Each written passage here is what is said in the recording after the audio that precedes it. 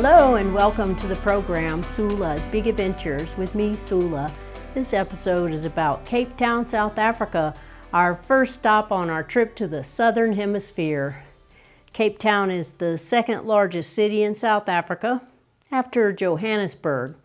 It has about 4.7 million people and it's located at 33 degrees latitude south, about the same as Sydney, Australia or Buenos Aires.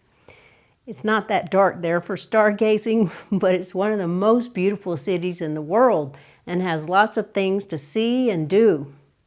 Cape Town is located on the southwest coast of Africa with a long coastline along the Atlantic Ocean, leading all the way to Cape Point, the southwestmost point on the African continent, located at the Cape of Good Hope, which is part of the Table Mountain National Park. Cape Town is situated below the imposing Table Mountain, which is 3,300 feet high and has sweeping views from the top. You can hike to the top from Kirstenbosch Garden, or you can take a cable car to the top. Next to Table Mountain is the beautiful Lion's Head Peak, which together make the city into a bowl. The earliest inhabitants of Cape Town were found at Fish Hook, as evidenced by human remains found there, dating back 15,000 years. But many ships from other countries passed by and stopped at Cape Town on their way to the Indies, and they would trade with the local people for meat and other provisions that they needed for their journey.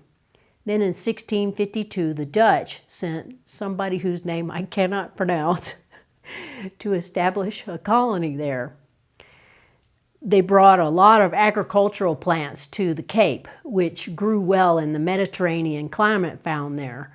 The colony grew, and the Dutch also brought in slaves from Indonesia and from Madagascar. Great Britain captured Cape Town in 1795, but then returned it to the Dutch in 1803.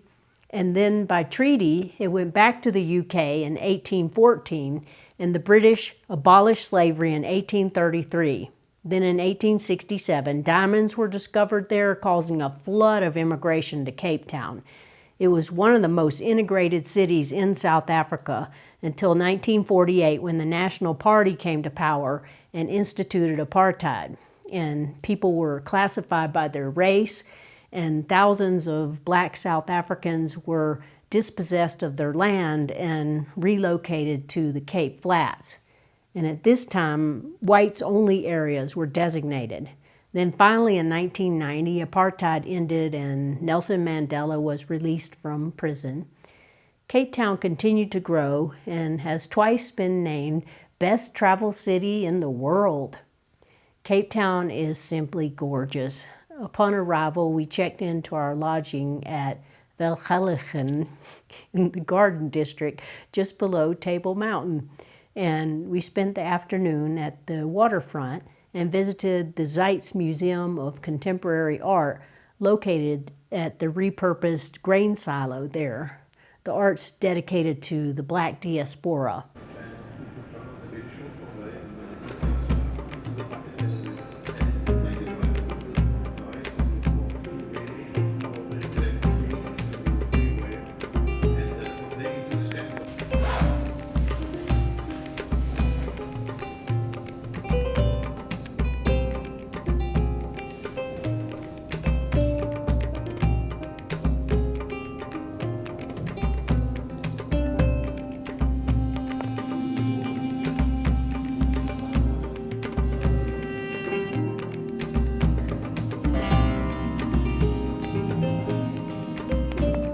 After walking around the waterfront, we had a delicious dinner at a nearby restaurant called Miller's something, where we had king clip, a fish indigenous to South Africa.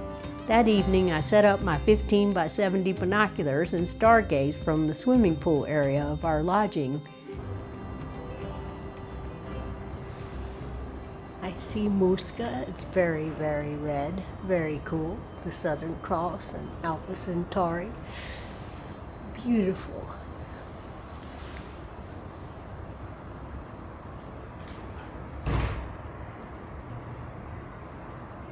It wasn't that dark, but I was able to see the Southern Cross, or the constellation Crux, the Southern Pleiades, the beautiful jewel box star cluster, the coal sack, and the beautiful Carina Nebula, among other things.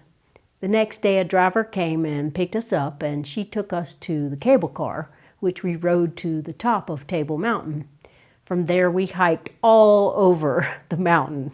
It was a beautiful day, and no fog rolled in, giving us sweeping views all the way to Cape Point.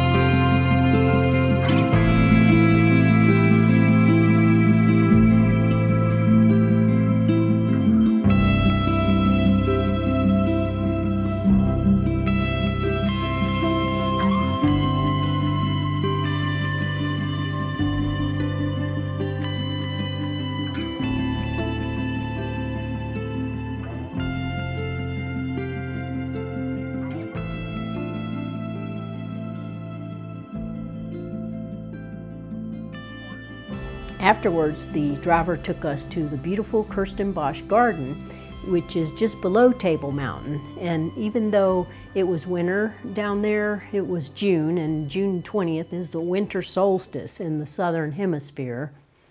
There were still quite a few flowers blooming, including proteas, and including the national flower of South Africa, the king protea.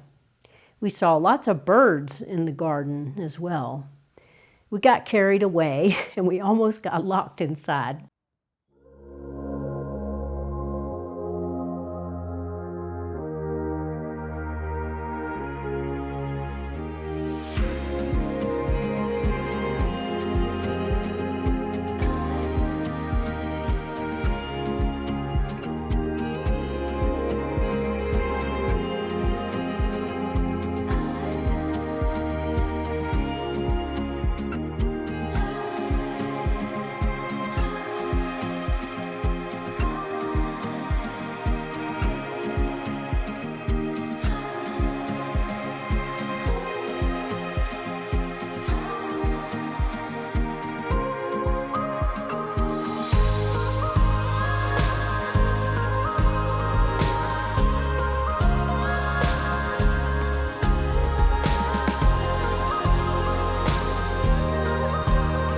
But our driver drove us back to the Velgeligen, and I did some more stargazing from the deck of our lodging. It was very alarming when I saw Arcturus in the northern sky and the kite was upside down. It was falling down. It was very alarming.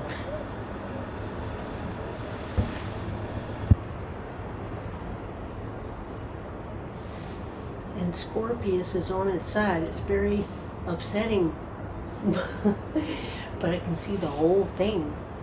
Shaula, the whole scorpion's tail, everything.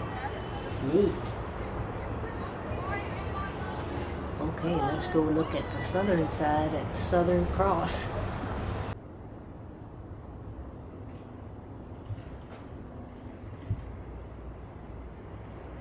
The next day, a guide and a driver came and picked us up and drove us first to Camps Bay, a posh beach, which at one time was whites only, and then to Fish Hook, where we saw fur seals, and then along the famous and beautiful 9-kilometer-long Chapman's Peak Drive, which goes from Hout Bay all the way to Nordhook, and then we went all the way to the Cape of Good Hope. We took pictures at Cape Point, and we hiked up to the lighthouse.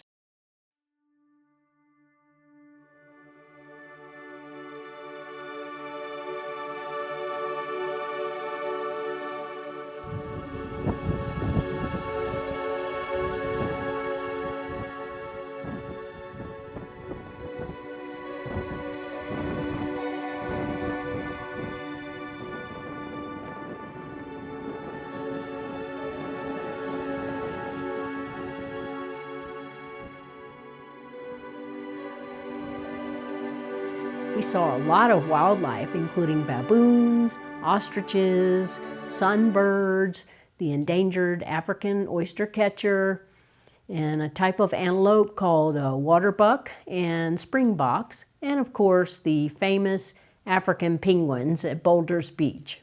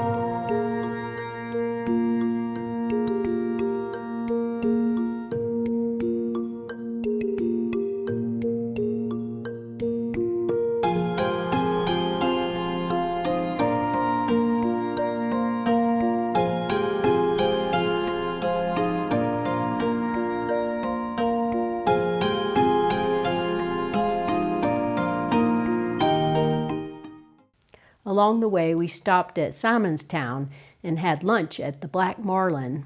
I ordered the black cardinal fish, which I'd never heard of, but which was delicious. Then the driver and the guide said it was too late to stop at Kirstenbosch Garden, but we'd already been there, so that was okay. He stopped on the way back to our lodging so we could look down at the surfers at Musenberg Beach. And then we headed back to the lodge. The next morning we had to get up incredibly early to fly to Victoria Falls, so we didn't have time to visit Stellenbosch, the nearby winery, but that was okay too because I lived next to Napa Valley back at home.